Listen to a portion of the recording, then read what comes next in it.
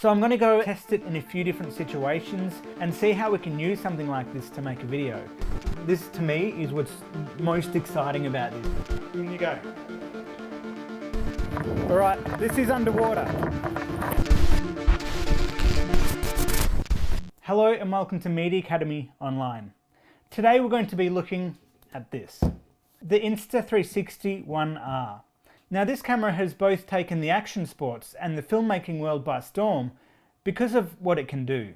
In the last 5 years or so, we're seeing a huge influx of these new 360 cameras coming out onto the market. Before then, we had to do things like get GoPros and stitch the image together manually. Now we're getting this huge influx of these 360 cameras. Though what makes this one special is that, yes, it's a 360 camera, but it can also be a wide-angle lens similar to a GoPro. Now, in order to explain this properly, let's open it up and I'll show you exactly how it works. Come on, there we go. And when we open it up, we can see a few things. The way that this camera works is it's modular, so there's all these different pieces which can be used in different ways. So this is the first part. But what's interesting about these is that I can pull them apart, then we're left with just the brain here, and then I'm able to interchange it with a new lens.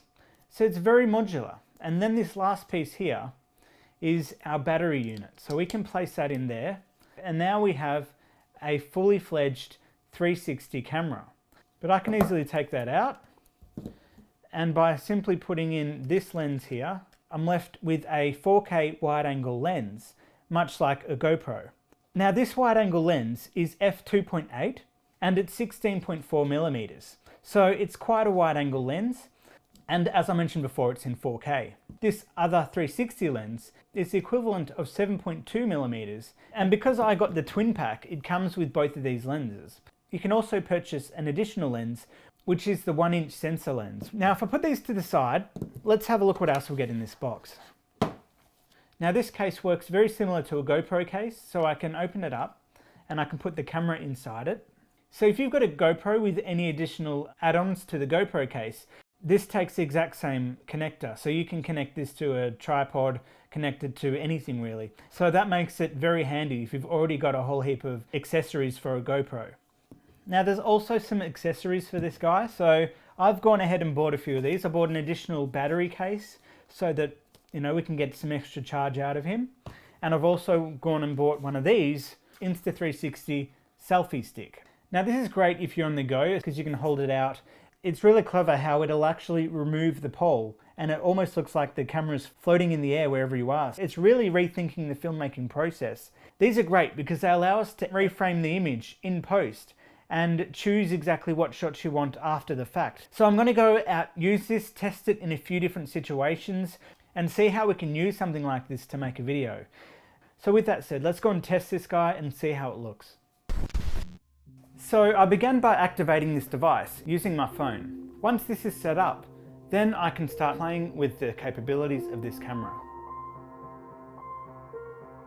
You notice when I tilt it in either direction that the image actually stays level. The camera is built to counteract any tilting of the camera. The display is quite small, but I found it easy enough to interact with. Apologies for the messy room, but in this early test, this does show one issue with the current generation 360 cameras. You'll notice that there is a seam line where the two cameras' image is stitched together. This is more noticeable the closer to the objects you go. So to get the best image out of these cameras, it's always best to stay a distance away from any objects, walls, or anything else. So just before we begin, we're going to take a second just to hit that like button together. Ready? Let's go and hit it. Right, now we've hit the like button, let's begin. Let's go and actually make something out of this. Near where I live, there's a lot of street art, so I'd really like to use this to show off some of the street art in my town. So let's go and do that.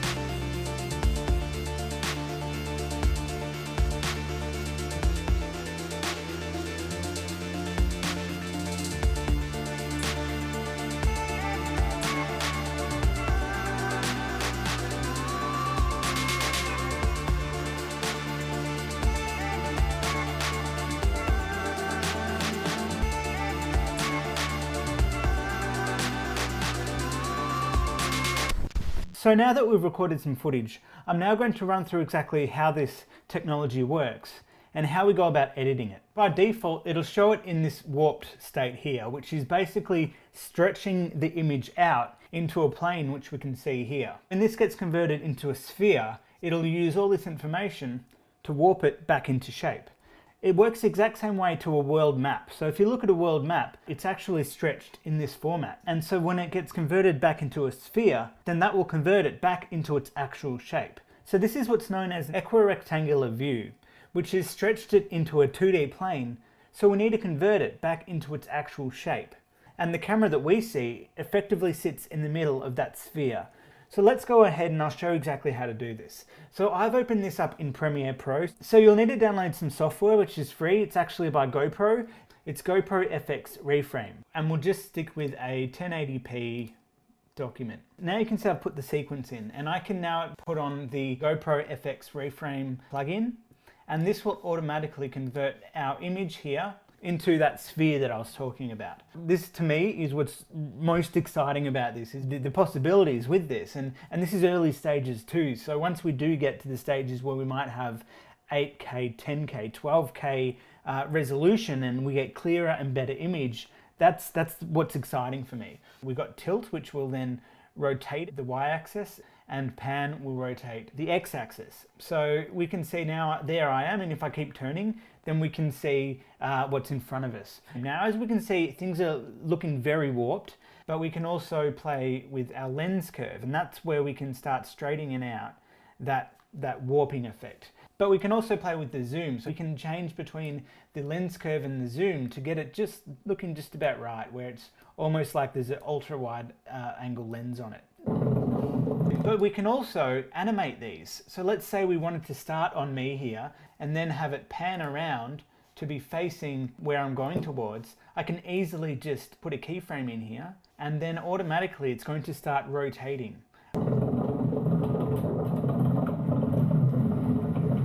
And so these are just some of the possibilities that we have with this. So let's say we wanted to do the opposite and we actually wanted it to turn around to show the water. I can do that also. Let's say we wanted to see some of that sign. As we come up to that sign, we can turn it up and have it move to that sign. So let's put in that movement here. So you can see what I mean when I say you can edit this in post. It's like any artist has a blank page. This is just giving people more options available to them, where you can do crazy shots that you probably wouldn't always be able to do, but also it gives you that creative freedom to play with it. So Brandon, you've had to play with the Insta360 ONE R. What are your thoughts on it? It's just amazing, this technology, like after smartphones and everything that's happened since then has just been like an upward climb with technology, how good it's getting.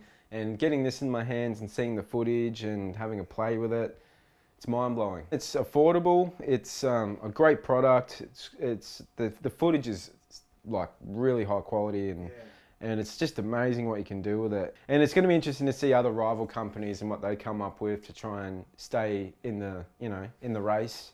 Now Brandon, this device opens up one other possibility, and it is virtual reality. Bullshit. Now there's one other thing that this is really good for, and it's really where this technology started. We can create a film using a completely new narrative format, which is in a 360 view. So what you do is you can edit it just as it is.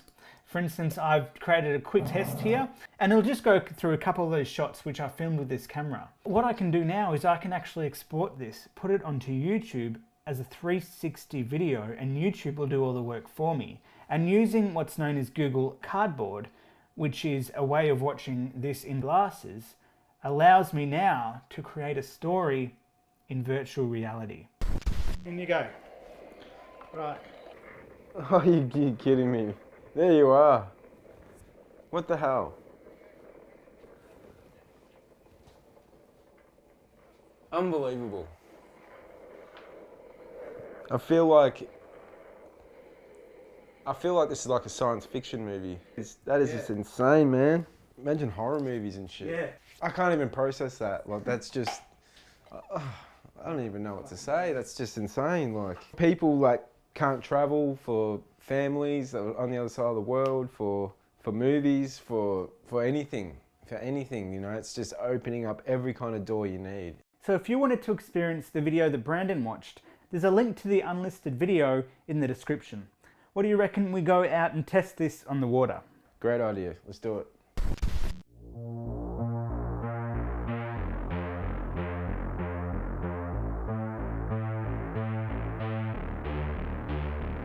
Mid Academy, offshore.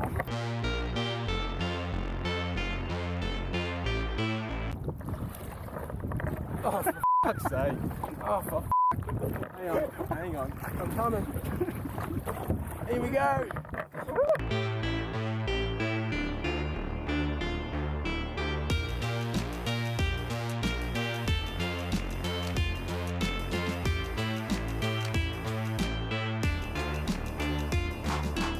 If anyone's wondering, this is how the audio sounds, so hopefully it sounds pretty good.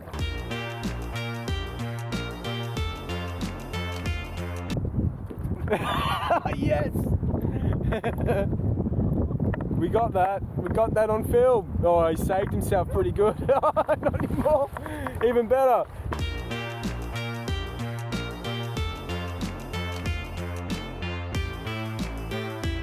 Alright, this is underwater.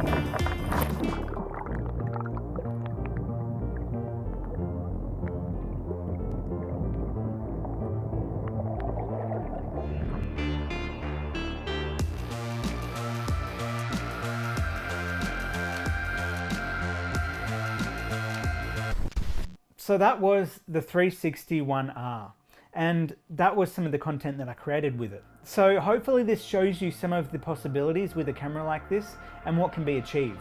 So with that said, if you like this kind of video, make sure you do subscribe, and I'll see you in the next video. Thanks for watching Mini Academy Online. If you'd like to explore more of our content, click on this or click on that.